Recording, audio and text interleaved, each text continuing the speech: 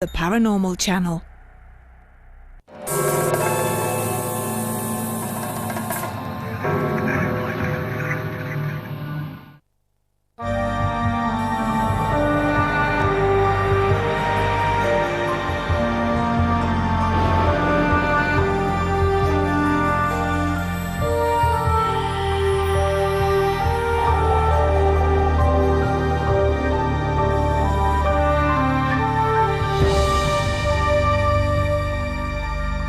The picture you're watching now is coming to you out of thin air. You can't see the signals that transmit television, but you can tune into them. A century ago, the whole idea would have been extremely far-fetched. But if we can accept the idea now, should we laugh when some people say their brains can tune into other wavelengths which are invisible, but all around us? Tonight, two stories in which people set out to follow up psychic signals, told through interview and drama reconstruction. We'll follow a group of Americans as they visit the town where they say they lived in former lives. But first, a woman of our times whose success rate rivals the professional crime busters. Her clues come only from psychic communications, but sometimes, she says, she's contacted the police before even they know about a crime.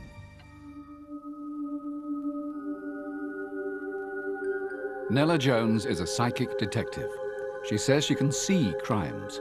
She's helped to solve dozens of frauds, kidnappings, and even murders.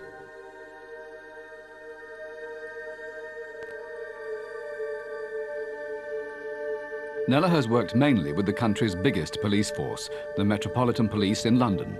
They refuse to talk openly about their use of psychic detectives, but Nella has a secret letter of commendation from a senior officer. How I do it is very difficult to explain. It's just, if you have an itchy ear, you'll scratch it. If I'm involved with a crime, I look at it and I solve it. That's the best way I can describe it. Now, detectives who've left the police have blown the whistle on Nella's links with them. I don't know how Nella does it. She helps police an awful lot. She tells police things that possibly they wouldn't know through their normal inquiries. All I know is she helps us. There's no doubt whatsoever that Nella found clues that we couldn't find. I don't know how she did it, but she did. Detective Inspector Jim Bays was at the centre of what is undoubtedly Nella's greatest case to date. A £2 million painting, The Guitar Player by Vermeer, had been stolen from Kenwood House, an art gallery on London's Hampstead Heath. Nobody had a clue who'd taken it, neither the police nor the painting's owners, the old Greater London Council. Was it amateurs, a group of drunks who got in there? Somebody had stolen it, they might not know what to do with it. If they tried to sell it, they might destroy it.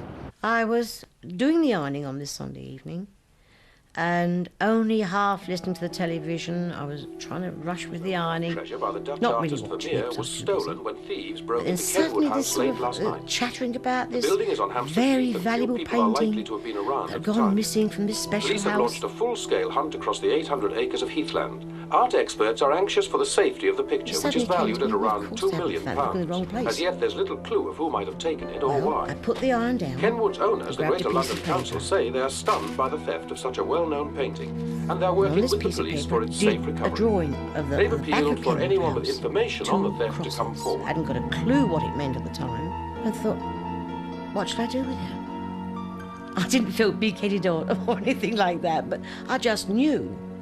So I thought, I've got to do something. So I rang Scotland Yard at first. I took the first call from Nella, and it's the first call I've ever had from a psychic on any case. I've got some information on the Kenwood House robbery. Who are you, madam? Well, I'm a psychic, actually. My name's Nella Jones. I see. And what is it you want to tell us exactly? Well, I've had this vision in my head, and I'm drawn a map where you'll find some clues as to the whereabouts of the picture. My first reaction was scepticism, and I thought, I hope she's not a crank. Look directly in front. Down the hill, there's a pond. She was insistent that she must come and help us Where you'll to find this painting. something to do with the painting. Can we take your number and we'll get back to you? I thought that they thought I was a nutcase, and I was waiting for the little van to come and take me away. Jim Bay spoke to a fellow detective. And she says she's never been. Well, we to had a Kenwood discussion. House before. we decided that, as we had nothing else to go on, we'd give it a try. But I mean, you should have heard her. She was really insistent. I reckon we should get her in. Yeah. The two detectives took Nella to the scene of the crime, Kenwood House. Now they discover whether she really could find anything. I'd never been there before in my life. I'd never heard of the painting or the artist or anything. When I was there, I knew exactly where I had to go. Something to do with the painting is in there. OK, Nella, you lead and we'll follow. Well, she didn't deviate. She went straight to the pond. It was as if she was drawn there. Getting closer and closer, I had this fantastic sensation. And down by this smelly pond, hang on, stopped dead. I'm going in. Nella took off her shoes, and I remember she hitched up her skirt, and she walked into the pond. The detectives watched incredulously. And bent down and came up with something that was under a couple of feet of water, and she held it up. Got it! It was part of an alarm system attached to the back of the painting. The police were stunned. Despite all their searching, this was the closest they'd come to the picture, and it had taken a psychic to find it. We were absolutely astonished. There could only be two answers. She was either involved in the theft, or she was indeed psychic. But Nella hadn't finished yet. She led the officers on the route that she claimed the actual thieves had taken when running away from the art gallery. They ran through here, took a wrong turn and panicked because you lot were here. I feel either pain, fear, elation, whatever the victim or the villains have felt, I feel it. I felt the panic. I felt as if I were running, I was being chased, and I had to get away. That's what I felt, so I knew exactly where they'd gone. Where Nella said the thieves had run into the undergrowth, the detectives found bushes wrecked. She was hot on the trail. My second cross is to do with the frame. I then told them about the second cross. It was down a windy lane. There were some railings round some trees. And over there, I knew the frame was. She says it's in the long grass. We're on our way. In the space of a morning, Nella had found part of the alarm system, the thieves' escape route, and now the frame which had held the painting. She was fast becoming a prime suspect herself. The officer in charge of the case wanted Nella arrested. He was convinced that, as a result of all she appeared to know, she must be involved in the theft. Well done, Nell. When did you put it there? What? The frame? Mm-hmm. I thought, Typical crikey, policeman. they think I've done it, I tell you know? So it was a bit scary. It's all in my head. Her background and her alibis and everything were checked very, very thoroughly, and it became obvious that she wasn't involved in the theft in any way whatsoever. I think I'd known this all the time in my heart, but my head said, you must investigate her. So if Nella doesn't have inside information, how does she know so much? Could it be a psychic version of methods developed by forensic scientists like Mike Berry? He studies crimes to work out typical patterns of criminal behavior. I think what's happened with the psychic detectives, they're doing the same. They're saying here is behaviour that isn't as random as it looks. You can predict that if somebody breaks into a house and they're trying to dispose of evidence, they're going to throw it somewhere where they can hide it. A lake is a very sensible place to hide incriminating material. But does that explain what Nella came up with next? She says that she saw where the painting was hidden, and it wasn't where anyone would have suspected. Nella Jones. Look, love, I've had another vision. I know where the picture is. It's in somewhere quiet, a graveyard. The detectives decided Nella was describing Highgate Cemetery, the one nearest Kenwood House. So they took her there. We searched Highgate Cemetery on several occasions with Nella, but we never found anything. It looked as if Nella had finally run out of useful psychic clues. But then the burglary took a sinister twist. It emerged this was not the work of ordinary thieves. The IRA had stolen the painting, and as ransom notes began to arrive, the hunt became a race against time. We were concerned when we found out that the IRA had stolen the painting. Suddenly it became very stark and very realistic that something very nasty could happen. I predicted, after that, every letter they would receive, one in particular with a piece of canvas in it, which they did receive. There were threats the painting would be burned on St. Patrick's night, and I said, no, it won't. It'll be perfectly safe, and you'll find it in a cemetery, as I have said all the way along. An anonymous tip-off led detectives not to Highgate, but another cemetery a few miles away, where, lying under some leaves, was what looked like a rolled-up newspaper. Inside was the missing masterpiece, Vermeer's Guitar Player. Nella's role in its recovery was never officially recognized, but the officers involved will never forget what she did. I've known of many occasions where psychics have been used. It hasn't been publicized. It never will be publicized, but they have been used. But Nella Jones was, of course, sent a letter by the Metropolitan Police, and this is it. To quote, "It is a mark of your abilities that the police turn to you for help time and time again."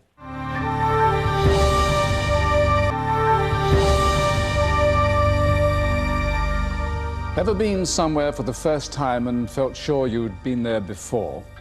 Met someone and thought you'd met them before? Had a dream of living another life in another time? Your imagination running wild, or could it really have happened? Reincarnation is probably mankind's oldest belief.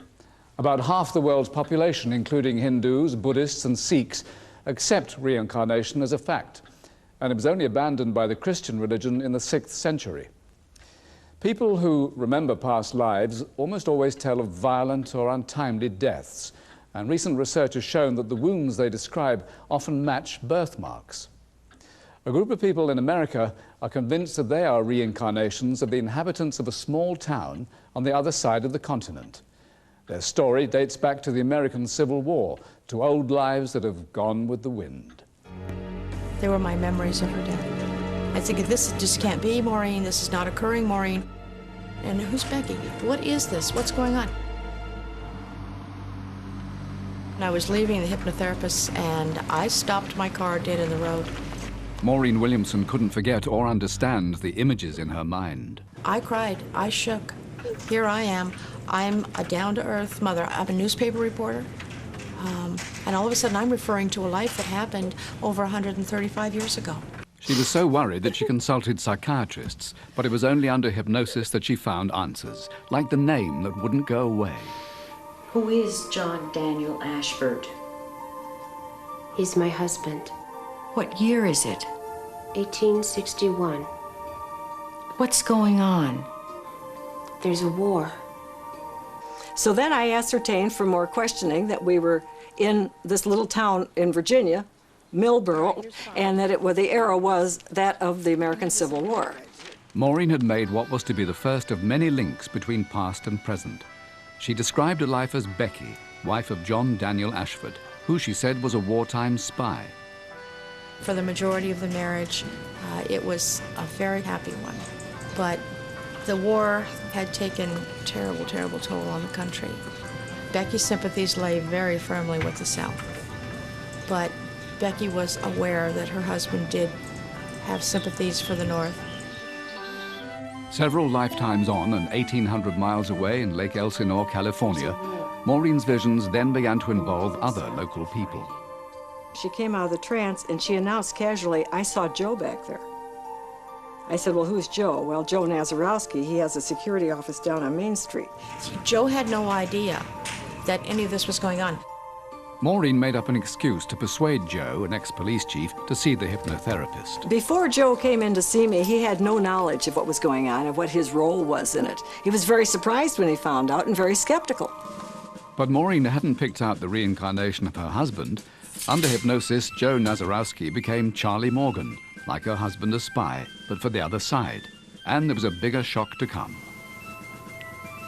Becky and I are lovers. She comes to visit me in the boarding house where I live. When I found out that Maureen had related pretty much the same story that I related, I was amazed that it was that close.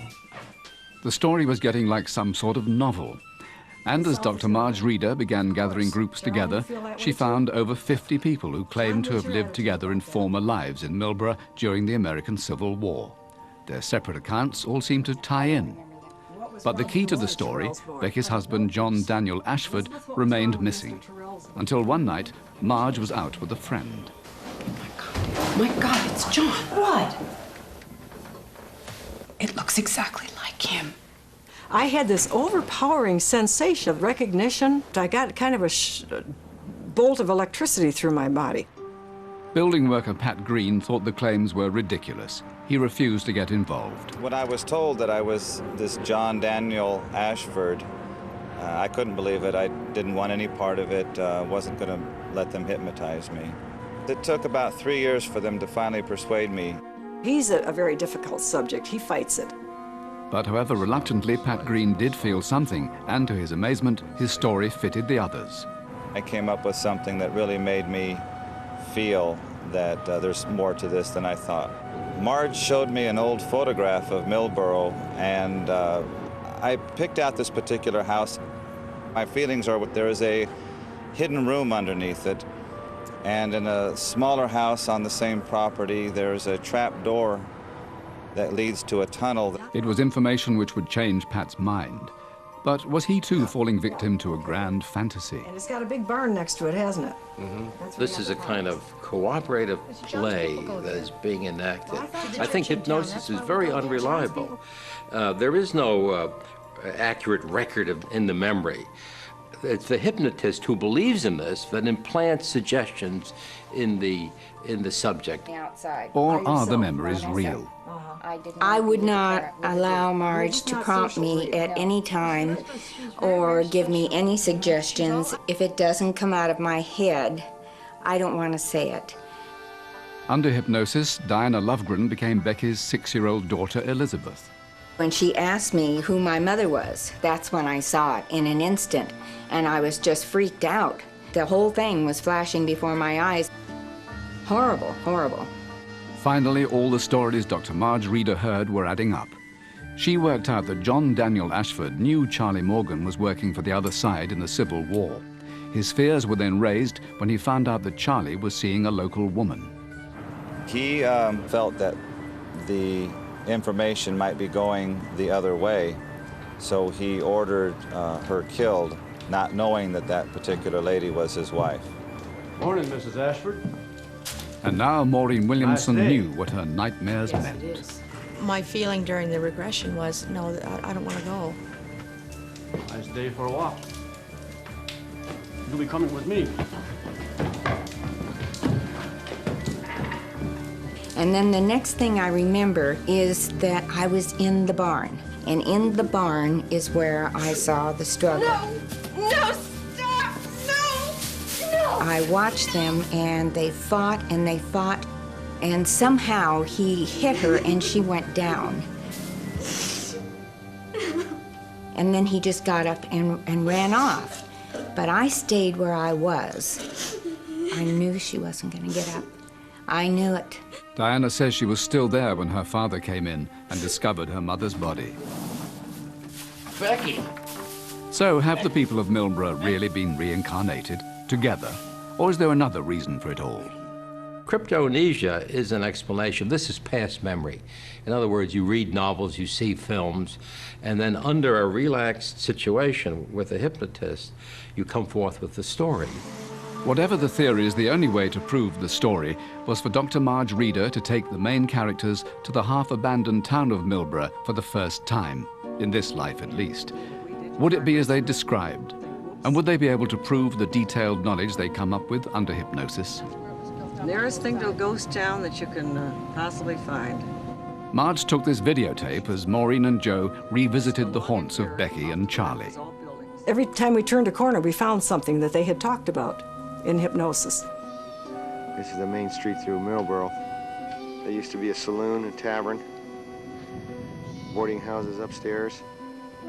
Joe had described the red boarding house as white, so were his memories false? You can see now that it's red, but you can see the underpaint was white. Then Marge tried an experiment. First, she took Joe to find the room where he'd stayed in his previous life. Where was your room, Joe? Next, she took Maureen. Would she choose the same room? I'll show you where my room's at. I know where your room's at. Joe, let her lead us through your room.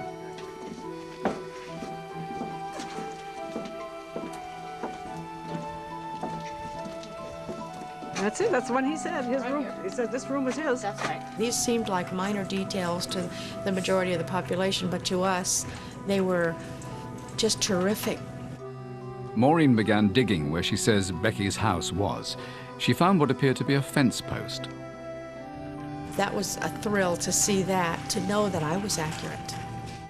But all this isn't enough to convince Rick Armstrong, author of 6 books on Millborough's history. The buildings in Millborough are quite old, but it's hard to date them, and so it's uncertain if they were there during the Civil War period.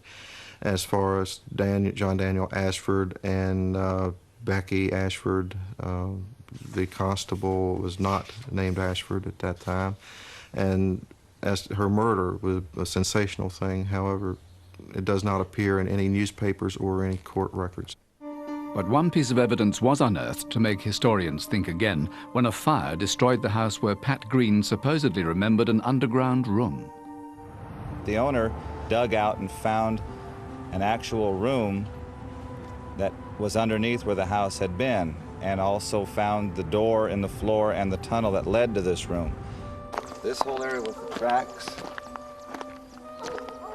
in my mind, I had pictured something just like this.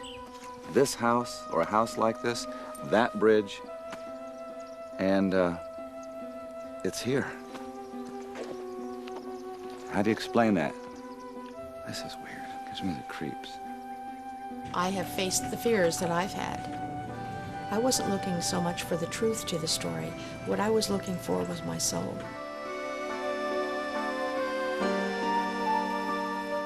Maureen Williamson's present life has mirrored her past memories. She's now married to one of the Millborough characters, and this time she's hoping for a happy ending.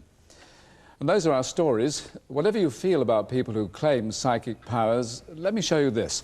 It was made in Victorian times, and it maps out different areas of the brain: power of will, agreeableness, and knowing faculties. These days, we know much more. Scans can clearly show which areas of the brain are active when, for example, we work out a sum or when we sing. But still, nobody knows how the brain works or what, ultimately, it might be capable of. Good night.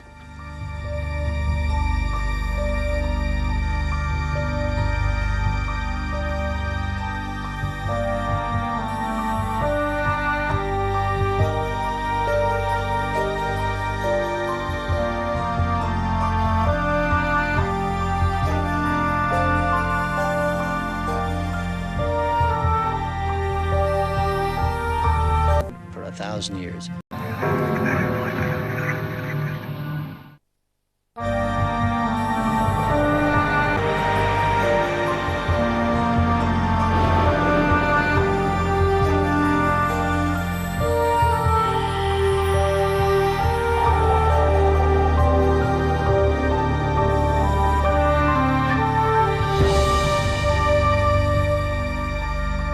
The picture you're watching now is coming to you out of thin air. You can't see the signals that transmit television, but you can tune into them. A century ago, the whole idea would have been extremely far-fetched.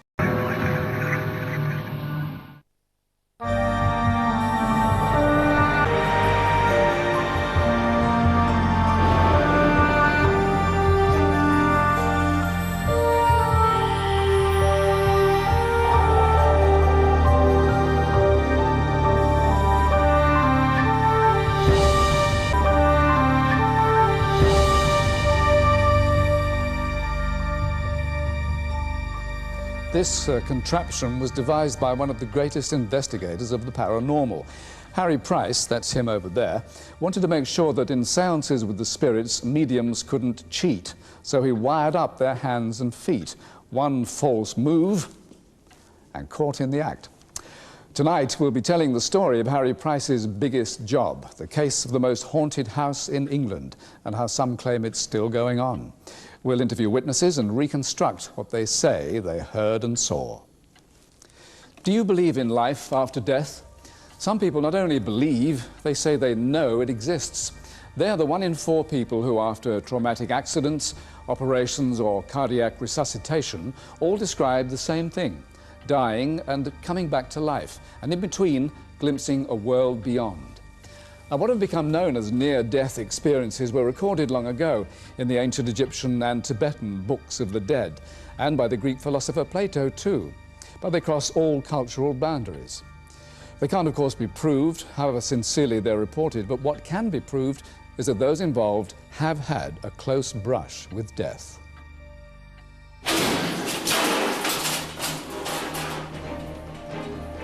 He was pretty close to death because he had severe hypothermia, he had severe injuries. On the records, he had multiple fracture in the pelvis, a fracture in the left wrist, fracture in the left leg, and multiple fractures in the jaw bones, and also multiple fractures in the ribs.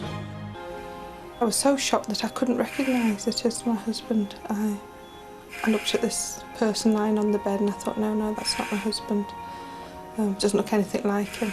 He had this life support machine, breathing.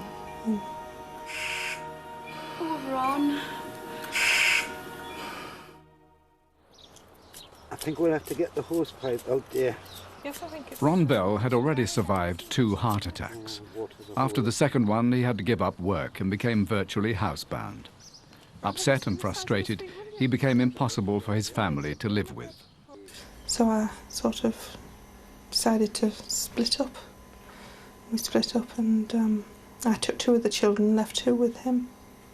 The situation with my parents, my mum, splitting up with my mum at the time, coping with looking after me. I think a lot of things had got him down. He was quite depressed. But Ron's health was improving. One of his sons was about to get married, and he'd begun to get out and about again. One evening, he set off for a walk at Old Hartley on the Tyneside coast, a favourite spot of his. A friend dropped him off. Are you sure you're going to be all right? Yeah, I'll be all right. I'll have a good walk. I'll see you later. I went down to Hartley because it's a